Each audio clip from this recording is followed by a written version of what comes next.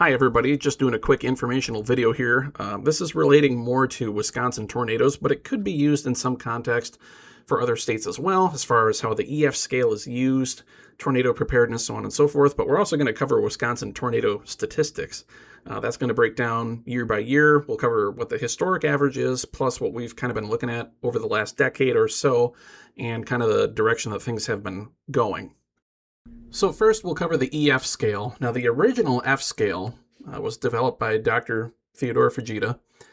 He was here in America studying tornadoes and came up with the original damage rating scale. The enhanced Fujita scale came in a lot later with a lot more engineering things taken into account, such as well-anchored homes versus non-anchored structures, older buildings, etc. The main thought process being, if a tornado levels an old house that was not well constructed, should it get the same rating as a tornado that levels a well-anchored modern building? And of course, that's not always true. The tornado might be able to do both, but odds are usually one could rule the other one out. So anyway, you see here the EF0 tornado and the EF1. Those are weaker tornadoes, and you're going to hear these ratings after the fact. You cannot visually look at a tornado and develop these ratings or come up with them. They're after the fact. They're strictly damage based. As you can see, the EF2 and the EF3, now those are strong. That's where we're starting to talk about serious damage, very impactful events. And then of course the EF4 and EF5, those are violent. That's where most of the well-constructed buildings can be reduced to fine debris or removed completely altogether, which is indicative of high-end EF4 or EF5 damage. Again, it just depends on the construction, but this is kind of what the scale looks like, and this is universal across the board for tornadoes, at least how we do here in the States, and probably in quite a few other areas of the world as well, just to give some kind of idea about the wind scale and kind of how it correlates with damage. One note here to make is that a measured wind speed does not contribute to a tornado's rating under this scale. It is strictly damage based, and a lot of what you'll hear debates on is that there were pieces of evidence that tornadoes were stronger in their life cycle, but by the time they hit something, it was determined that the wind speed was lower. But again, as a damage scale, it's fairly accurate in its own metrics, I think. It just doesn't address a few things. Now, lastly, at the very top, the EFU, that's an unknown strength tornado, which basically means it didn't impact enough things to get a reliable rating.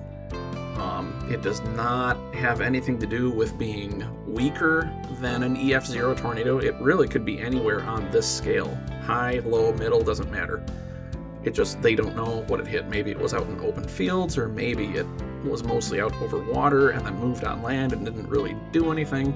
So that's the deal with the EFU unknown tornado there. So this just serves as a quick backdrop as to how tornadoes are rated and kind of what that looks like. So tornado preparedness. Now this is one that could make you feel nervous. I totally understand if that's the case, but it is something that should be addressed. I think as responsible adults, we should be at least aware of a couple of steps that we can take. Very practical things. Number one, making sure if you hear about severe weather, have your phone charged up. Maybe determine ahead of time, do I need to call parents, grandparents, children, other family members, just things like that to kind of say, hey, this is what's going on. By the time, if you get an alert on your phone, that's when you need to be taking immediate life safety action. So general tornado preparedness, I would think about, what do I need to grab beforehand? Is there a keepsake? Is there something that is very valuable or vital? Grab medications. Think about things like that. Vital things that are going to be very important, because with a tornado, you never know if you might be left with absolutely nothing. So the more you have on you, in those precious several minutes that you may have, the better you'll be prepared at the other end of that event. And then most importantly, where are you going to go? Obviously, it's well published. The best place to go is into a basement, preferably under a heavy workbench, or maybe under a basement stairwell, somewhere where you're going to be protected in the basement under something sturdy, something a little bit more structural. Now, if you're upstairs, don't have a basement, can't get to it, best place to be is going to be a small interior room. One that comes up all the time is a bathroom, because it's got piping in the walls and it's a small room. It's sturdier in that way. With tornadoes, you really got to do no windows. Sometimes that can be a challenge. That's going to be more like, taking cover in the hallway. Things like that. Just make sure you have as much information with you as possible. Don't rely totally on the sirens. Don't rely totally on your phone. The best thing you can do is to just kind of remain aware of what's going on around you and just go from there.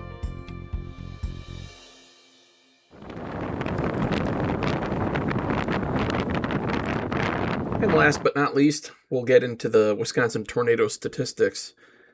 Here you can see a map. This is provided by the Milwaukee Journal-Sentinel. You can see the web address up there at the top left. You can see basically the entire state is impacted by tornadoes.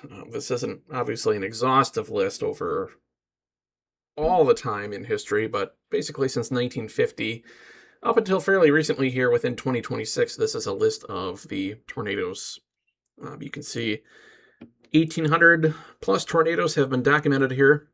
They have caused over 1,600 injuries, nearly 100 fatalities. They've cost over $1 billion in property damage, and they've caused just under $17 million in crop damages. A couple interesting notes here.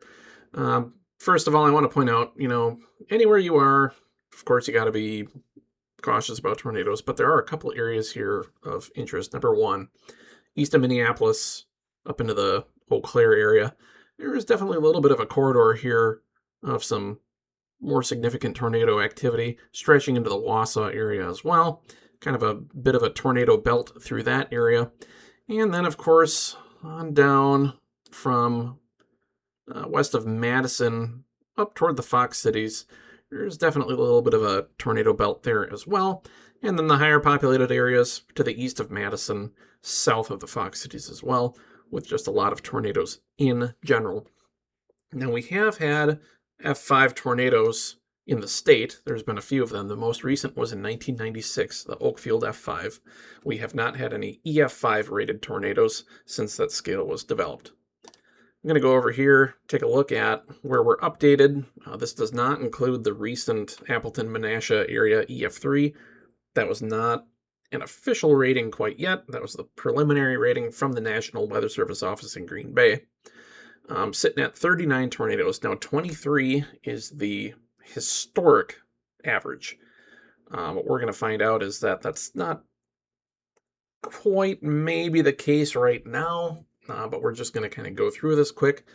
So we got 39 tornadoes here in 2026, 39 tornadoes last year in 2025, we got 45 tornadoes in 2024, and then we swing down to 21 tornadoes in 2023. Now again, so this is a couple below average here.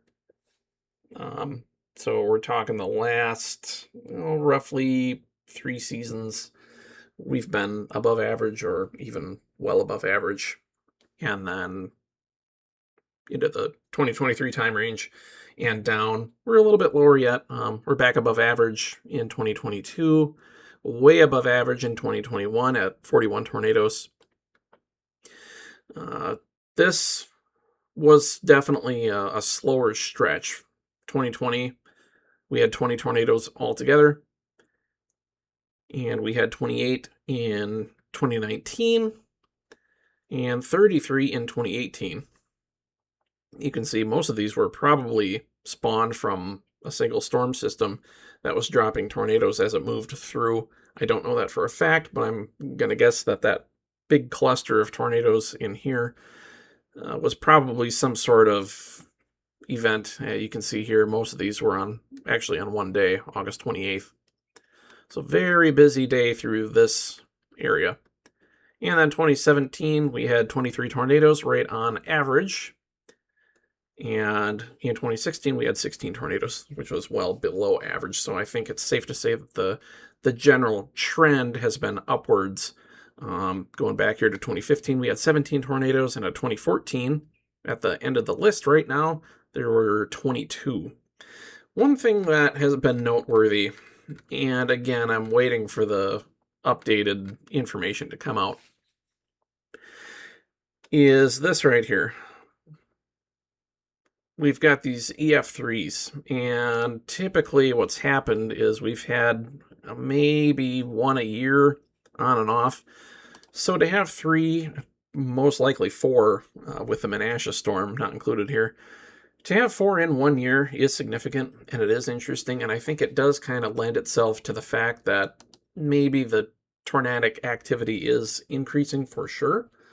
I'm not going to say that the 23 per year average is out the window. I'm not suggesting that. I'm not pushing for that.